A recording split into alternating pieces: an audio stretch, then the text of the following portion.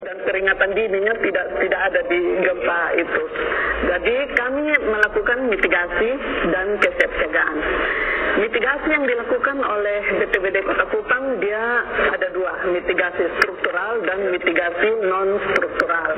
Nah, mitigasi non struktural yang lebih sering dilakukan bersama-sama menggandeng juga dengan forum. Jadi yaitu menyasar sekolah-sekolah, kantor-kantor, kemudian rumah sakit.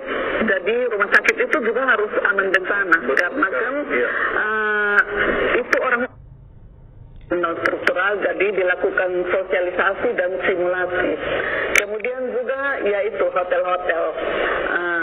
Lalu yang paling penting satu, kami buatkan dokumen. Jadi salah satu upaya mitigasi non struktural adalah dokumen rencana kontingensi. Jadi rencana kontingensi itu adalah rencana jaga-jaga kalau omong kasarnya gitu. Jadi ibarat menyediakan payung sebelum hujan, sebelum gempa kita menyediakan rencana.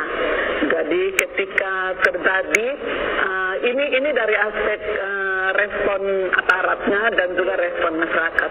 Jadi ketika respon aparat itu ya kita melakukan simulasi apa yang harus dilakukan. Kemudian di tingkat masyarakat sosialisasi dan simulasi apa yang harus mereka lakukan. Sebenarnya kami punya program yang bagus juga, keluarga tangguh bencana. Keluarga tangguh. Ya, keluarga tangguh bencana, karena bencana itu harus dimulai dari kesiapsiagaan bencana itu harus dimulai dari komunitas terkecil di masyarakat, yaitu keluarga. Tapi ya itu kita karena keterbatasan sumber daya, jadi belum bisa berjalan semuanya. Gitu. Oke. Jadi memang sudah dilakukan dari keluarga, dibina dan dididik untuk bagaimana biasa untuk mitigasi bencana-bencana khususnya di hal gempa juga ya, karena memang tapi banyak program juga selain gempa yang dilakukan di kelompok kecil tadi ya, mungkin tsunami dan lain sebagainya juga dibuat. Iya.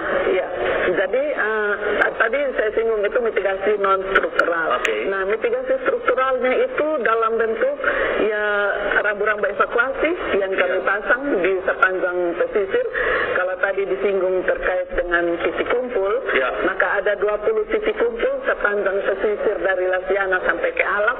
Itu kemudian ada 134 rambu evakuasi arah kiri dan arah kanan. Jadi ketika terjadi gempa besar dan pemirsa ada di tepi pantai, segeralah mengikuti rambu evakuasi yang ada.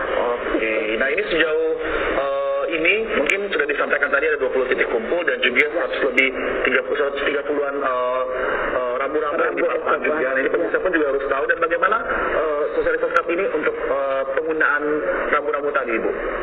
Ya, kalau sosialisasi kami lakukan di kelurahan-kelurahan, kemudian beberapa kali simulasi, minimalnya 1 tahun itu 1 kali pada saat hari kesiapsiagaan bencana bulan April itu.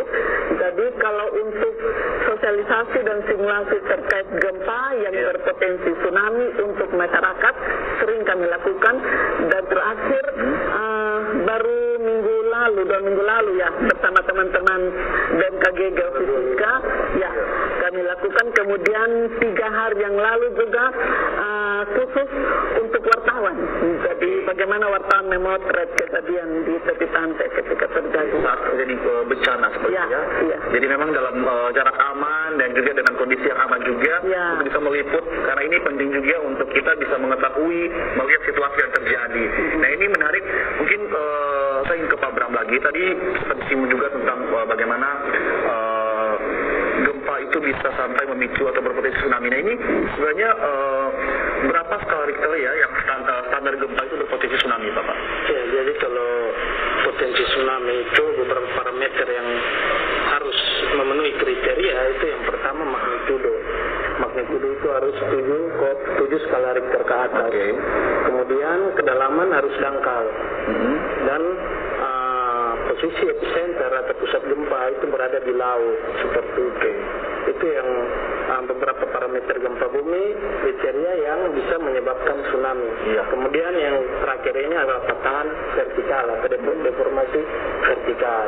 Oke, jadi pemirsa pun juga disampaikan tadi minimal 7 skala Richter ya. Nah itu baru bisa berpotensi mengalami tsunami. Namun kita tetap harus berwaspada ya Bapak ya.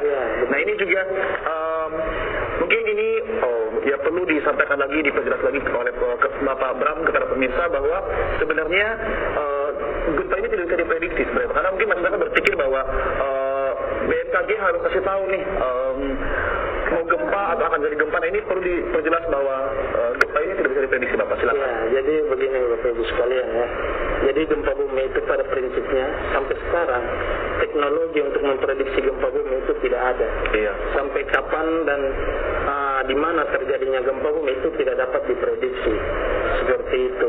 Jadi memang beberapa para ahli juga sementara berproses untuk belajar juga untuk mendapatkan itu, tapi belum ada yang akurat seperti itu Pak. Jadi untuk sampai sekarang saya tegaskan lagi, gempa bumi belum dapat diprediksi kapan dan di mana terjadinya gempa bumi tersebut. Oke, nah ini menarik pemirsa dengan disampaikan tadi Bapak Bram bahwa gempa ini belum bisa kita prediksi kapan akan terjadi. Jadi masyarakat tetap harus berwaspada ya tentunya. Ya, baik Bapak Ibu dan juga pemirsa, kita masukkan kembali di Kata Omong. Jangan kemana, tetap saksikan